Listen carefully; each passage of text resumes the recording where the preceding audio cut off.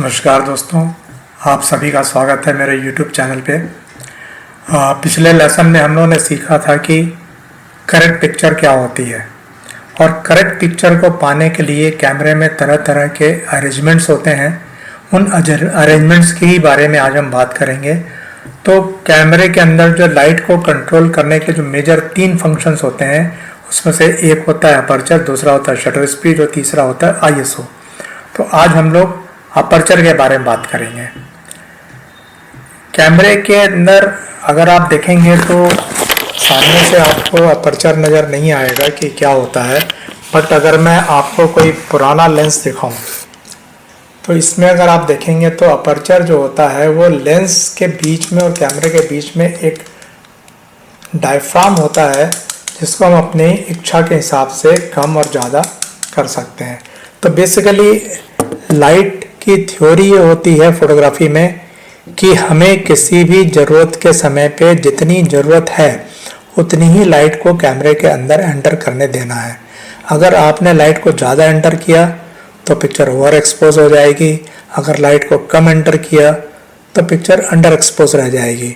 तो इसीलिए लाइट की इंटेंसिटी के हिसाब से कैमरे के अंदर इस तरह के बटन्स होते हैं, उसके हिसाब से उसको कंट्रोल किया जाता है और जितनी लाइट सेंसर पे जानी होती है उतनी ही हम लाइट को सेंसर तक जाने देते हैं।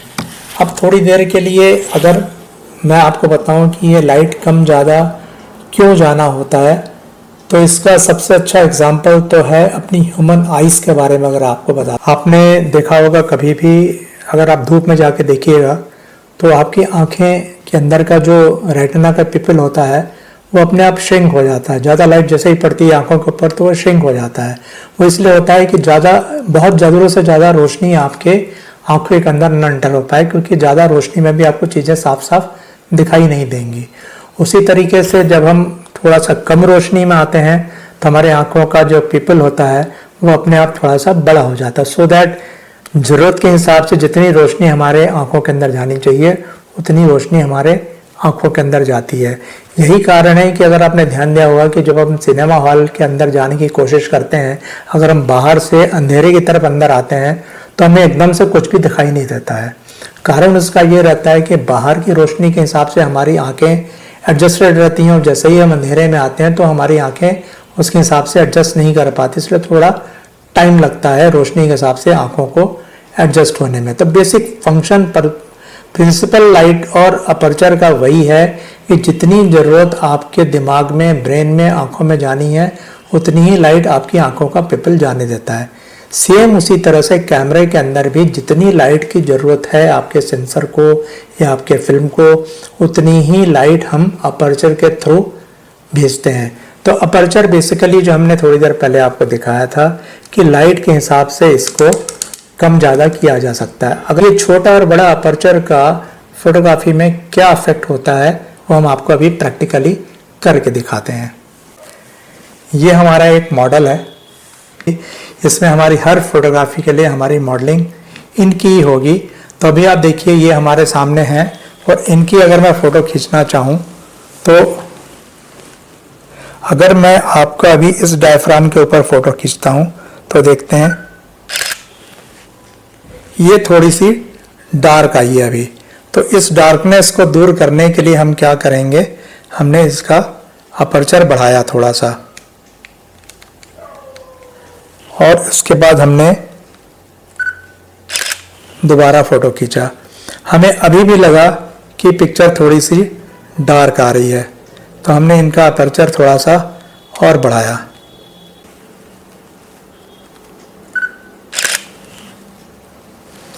अभी ये पिक्चर मुझे ठीक नज़र आ रही है। अब इसमें अगर मैं थोड़ा सा अगर और बढ़ा दूंगा डायफ्राम तो देखें क्या होता है।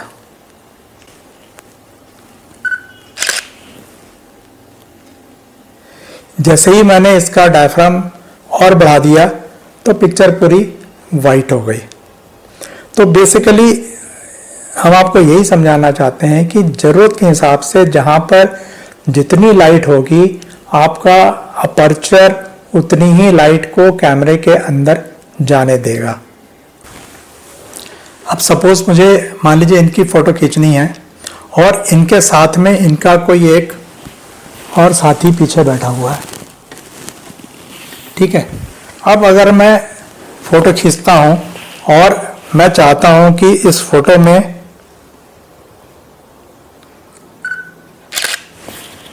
खाली इनकी फोटो आए, तो इनकी फोटो तो शार्प आ रही है, पीछे जो बैठे हैं उनकी फोटो शार्प नहीं आ रही है। लेकिन जैसे ही मैं डायफ्राम चेंज करता जाता हूं, अभी मेरे कैमरे में सबसे बड़ा डायफ्राम लगा है, और जैसे ही मैं डायफ्राम छोटा करना शुरू करता हूं,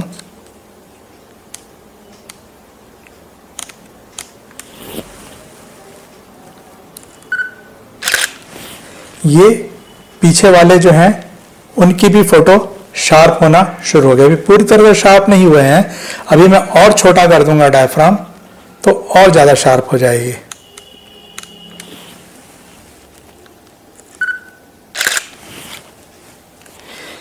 इनकी फोटो क्लियर आ गई है, इनकी फोटो क्लियर आ गई है। अब अगर मैं चाहता हूं कि इनके साथ में जो पीछे की चीजें हैं वो भी क्लियर आ जाए, तो उसके लिए मेरे को डायफ्राम अपर्चर, जिसको बोलते हैं डायफ्राम अपर्चर, दोनों एक ही चीज है। अपर्चर में थोड़ा सा और छोटा कर दूंगा। तो अभी जैसे ही मैंने डायफ्राम और छोटा कर दिया, तो इनकी पिक्चर भी क्लियर आई है, इनकी पिक्चर भी क्लियर आई, और पीछे दूर तक की चीजें भी क्लियर नजर आ रही हैं। तो बेसिकली थोड़ी देर के लिए आगे भी हम बताएंगे इस चीज को, लेकिन हमें यह समझना होगा कि अपर्चर का सिलेक्शन हम अपनी दो चीजों की वजह से करते हैं। एक तो ये रहता है कि हमें जितनी प्रॉपर लाइट जरूरत है हम उतनी ही कैमरे के अंदर एंटर करने देंगे ताकि हमारी फोटो सही आए। और दूसरी जो रिक्वायरमेंट हमारी ये रहती है कि हम हमारे ऑब्जेक्ट के साथ में और कितनी चीजों तक का फोकस क्लियर रख पाते हैं। तो जितनी दूर तक की चीजें हमारी फोकस में आ जाती हैं उसको डेप्थ ऑफ फील्ड बोलते हैं, जो कि आगे आने वाले लेसन्स में हम अलग से डिटेल में कवर करेंगे। यहाँ जानने के लिए सिर्फ इतना है कि अपर्चर से दो चीजें कंट्रोल होती हैं, पहली आपकी लाइट कंट्रोल होती है और दूसरे आपकी डेप्थ ऑफ फील्ड कंट्रोल होती है। डेप्थ ऑफ फील्ड मतलब दूर तक की चीजें आप फोकस में कर सकते हैं या दूर तक की चीजें आप ब्लर कर सकते हैं।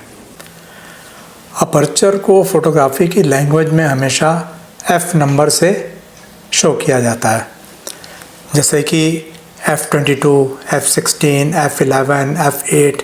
ये क्या है इसको भी हम आपको समझाते हैं। जितना बड़ा डायफ्राम होगा, जितना बड़ा अपर्चर होगा, उतना छोटा F नंबर होगा। मतलब अगर आपके कैमरे का सबसे बड़ा अपर्चर F2.8 है तो 2.8 के बाद 3.5 होगा, F4 होगा, F5.6 होगा। इस तरह से जैसे जैसे नंबर बढ़ते जाएंगे वैसे वैसे अपर्चर छोटा होता जाएगा। उसी तरीके से अगर आपको लगता है कि मुझे अपने कैमरे में छोटा डायफ्राम लगाना है तो छोटा डायफ्राम में कंफ्यूज मत होइएगा। छोटा डायफ्राम होता है 22, 16, 11 इस तरह का। तो बेसिकली ये 22, 16, 11 छोटे क्यों होते हैं और 2.8, 3.5, 4.6 ये बड़े क्यों होते हैं, उसका कारण मैं समझाता हूँ आपको। कि लेंस का जो एक फोकल लेंथ होगा, फोकल लेंथ के बारे में भी हम आगे समझेंगे, लेकिन हर लेंस का एक फोकल लेंथ होता है कि वो किस डिस्टेंस के ऊपर सेंसर के ऊपर इमेज बनाएगा। तो जैसे कि ये लेंस है, ये 50 mm का है, ये लेंस है ये 135 mm का है। तो ये जितना ज़्यादा बड़ा फोकल लेंथ का लेंस होगा उतनी वो दूर से इमेज बनाएगा फोकल लेंथ के ऊपर, और उसके हिसाब से उसकी जो इमेज होगी वो थोड़ी बड़ी होती जाएगी, मैग्नीफाई होती जाएगी।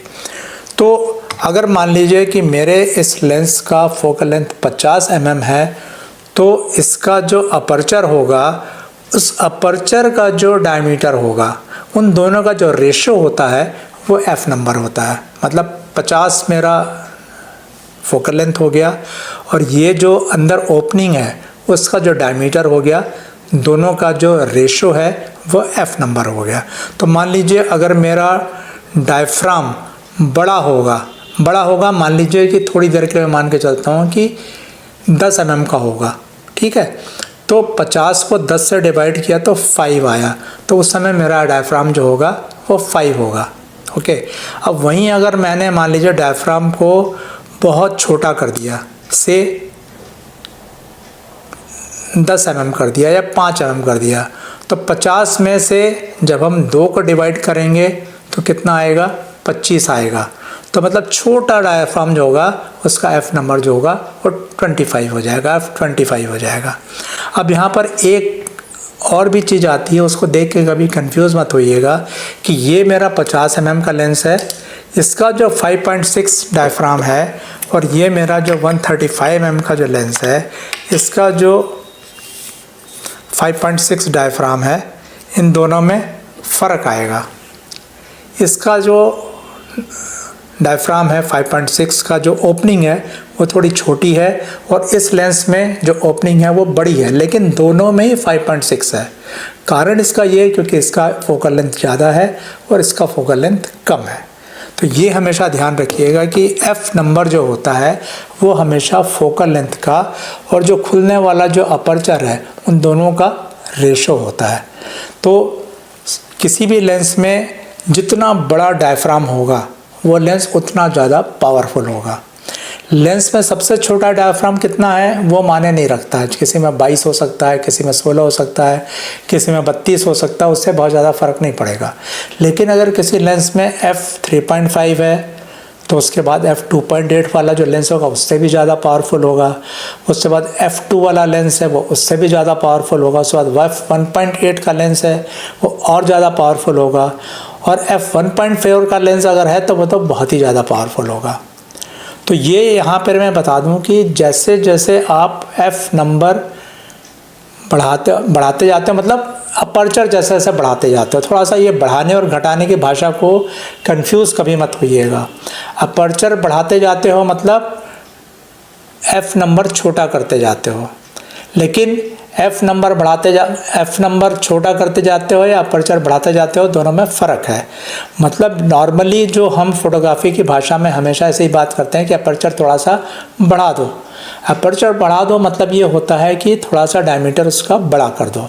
अपर्चर घटा दो मतलब उसका डायमीटर थोड़ा घटा दो। तो घटे हुए अपर्चर का मतलब होता है 22, 16, 11 के आसपास, और बढ़े हुए अपर्चर का मतलब होता है 5.6, 4, 3.5, 2.8, 1.8, जो भी आपके कैमरे में बड़ा से बड़ा इंक्रीमेंटल तरीके से हो। तो ये हमेशा ध्यान रखने की बात है, धीरे धीरे से प्रैक्टिस हो जाएगी। बट ये सुनने में थोड़ा सा अजीब लगता है कि बढ़ रहा है लेकिन नंबर छोटा होता जा रहा है।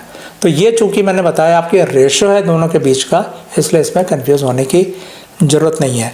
तो जब भी आप कोई लेंस खरीदते हैं तो उसके ऊपर सामने 2 चीज़ लिखी रहती है, एक तो उसका फोकल लेंथ लिखा रहता है और एक उसका सबसे बड़ा एफ नंबर लिखा रहता है। तो जैसे इस लेंस में लिखा हुआ है 50:2.8। 50:2.8 का मतलब ये हुआ कि 50 इसकी फोकल लेंथ है और 2.8 इसका सबसे बड़ा डायफ्राम है। उसी तरीके से इस वाले लेंस के ऊपर सामने लिखा है f is equal to 135 and focal length is equal to 135 and f is equal to 1:3.5। मतलब इसका सबसे बड़ा जो डायफ्राम है, सबसे बड़ा जो अपर्चर है वो 3.5 है और इस लेंस की जो फोकल लेंथ है वो 135 mm है। तो आज के लेसन को एक बार फिर से समराइज़ कर देते हैं। अपर्चर का मतलब होता है लाइट को सही तरीके से कंट्रोल करना या फिर डेप्थ को भी अपने हिसाब से कंट्रोल करना। अब इसको अपने रियल लाइफ में हम अप्लाई कहाँ करेंगे, एक बार उसके बारे में भी जानना ज़रूरी है। एक तो सीधा साधा है कि जब भी आप कोई फ़ोटो खींचेंगे तो आप चाहेंगे कि आपके फ़ोटो का करेक्ट एक्सपोजर आना चाहिए, न फ़ोटो अंडर एक्सपोज्ड हो न ओवर एक्सपोज्ड हो। तो आपको जो भी वहाँ पे उस समय के हिसाब से, उस लाइट के हिसाब से जो अपर्चर की ज़रूरत होगी वो आप अपने कैमरे में सेट करेंगे सो दैट आपका करेक्ट एक्सपोजर आए। लेकिन असली इस्तेमाल आपका अपर्चर का क्रिएटिविटी में आएगा जब आप एक अच्छे फ़ोटोग्राफ़र हो जाएंगे, जब आप एक एक्सपीरियंस फ़ोटोग्राफ़र हो जाएंगे। तो आपको ज़रूरत पड़ेगी कि पिक्चर्स, ख़ास तौर पे जब आप पोर्ट्रेट लेते हैं, किसी ब्राइड का पोर्ट्रेट लेते हैं या किसी बच्चे का पोर्ट्रेट लेते हैं या कोई ऐसी फ़ोटो लेते हैं जिसमें आपको एक्सप्रेशंस दिखाने हों किसी के, तो उस केस में आपको अपर्चर का सबसे ज़्यादा इस्तेमाल करना होगा। तो बेसिकली जब हम बड़ा अपर्चर लगा के फ़ोटो खींचते हैं तो बैकग्राउंड की सारी चीज़ें ब्लर हो जाती हैं। मतलब जो भी पिक्चर को देखेगा उसका पूरा फोकस, पूरा ध्यान सिर्फ और सिर्फ आपके मेन ऑब्जेक्ट के ऊपर जाएगा।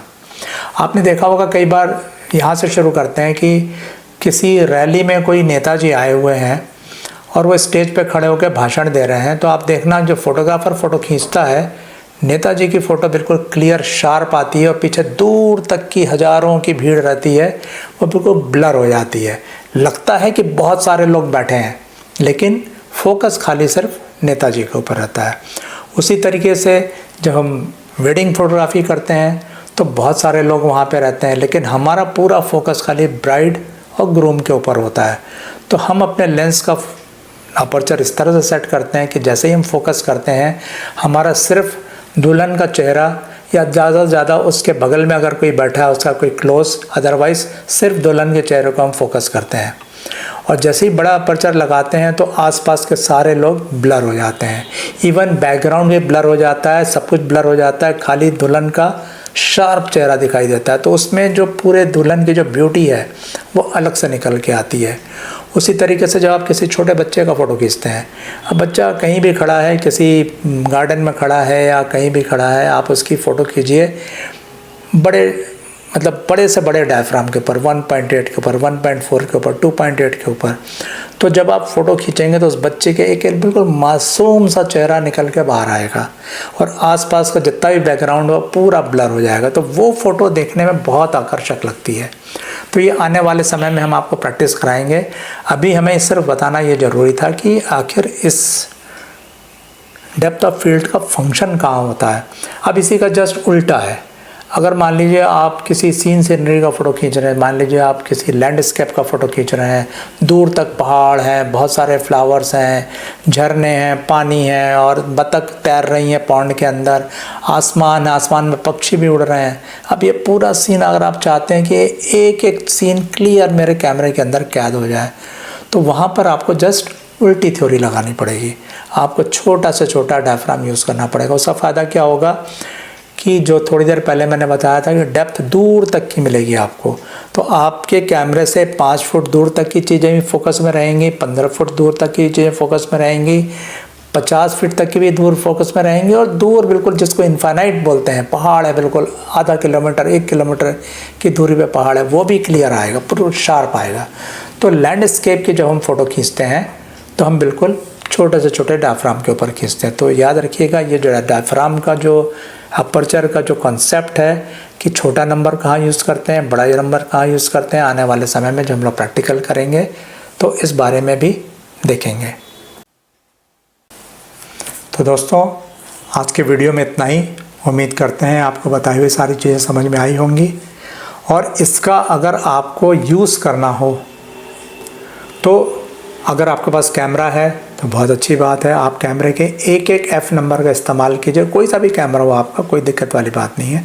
आप उसे हर F नंबर का यूज़ करिएगा, और हर F नंबर के ऊपर कैसी आपकी शार्पनेस आती है, कैसा आपका बैकग्राउंड आता है, कैसा आपका फोकस आता है, वो आप प्रैक्टिकल करके देखने की कोशिश कीजिएगा। साथ ही में ये भी देखिएगा कि अलग अलग जब हम डायफ्राम यूज़ करते हैं, अलग अलग अपर्चर यूज़ करते हैं, तो लाइट किस तरह से कम ज़्यादा होती है।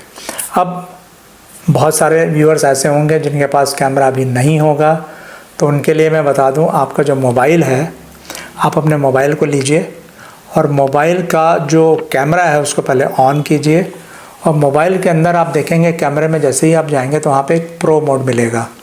उस प्रो को खोलिए। आप प्रो को जैसे ही आप खोलेंगे तो वहाँ पर आपको बहुत सारे बिल्कुल नीचे एक बार है, उसमें आपको बहुत सारे फंक्शन दिखेंगे। उसमें शटर दिखेगा, आपको ISO दिखेगा, वाइट बैलेंस मतलब W भी लिखा होगा, और प्लस माइनस E भी लिखा होगा। EV मतलब एक्सपोजर वैल्यू होती है। अपर्चर को मोबाइल की लैंग्वेज में कुछ लोग एक्सपोजर वैल्यू लिखते हैं। तो आप उसका जो जैसे उस पर उंगली लगाएंगे तो नीचे एक बार आ जाएगा।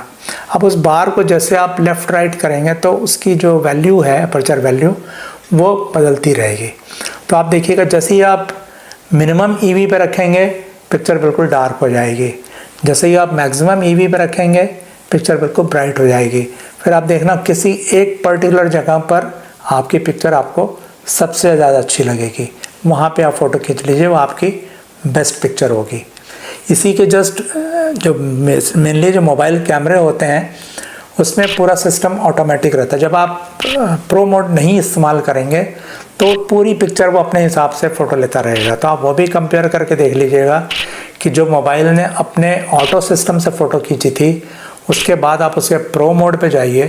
प्रो मोड पे जाने के बाद एक एक अलग अलग ईवी के ऊपर उस पर्टिकुलर पोज की या पर्टिकुलर पर्सन की या पर्टिकुलर आइटम की अलग अलग ईवी पे फ़ोटो खींचिए और उसको कंपेयर करके देखिएगा कि कैसे क्या डिफरेंस आता है और क्या क्रिएटिविटी निकल के आती है उसमें। तो दोस्तों आज के लिए इतना बहुत। उम्मीद है इस पूरे हफ्ते में आप इसकी प्रैक्टिस करेंगे। अगर आपका कोई भी डिफ़िकल्टी आती है, कोई क्वेश्चन आता है, कोई सवाल उठता है, आप प्लीज़ कमेंट बॉक्स में हमसे पूछिए, हम कोशिश करेंगे उसका जवाब देने की। मिलते हैं अगले हफ्ते ट्यूसडे को शाम को 4 बजे। तब तक के लिए नमस्ते, जय हिंद। अगर आपको यह वीडियो पसंद आया हो तो इसे लाइक और शेयर करें। चैनल को सब्सक्राइब भी जरूर करें। जल्दी ही मिलते हैं एक नए वीडियो के साथ।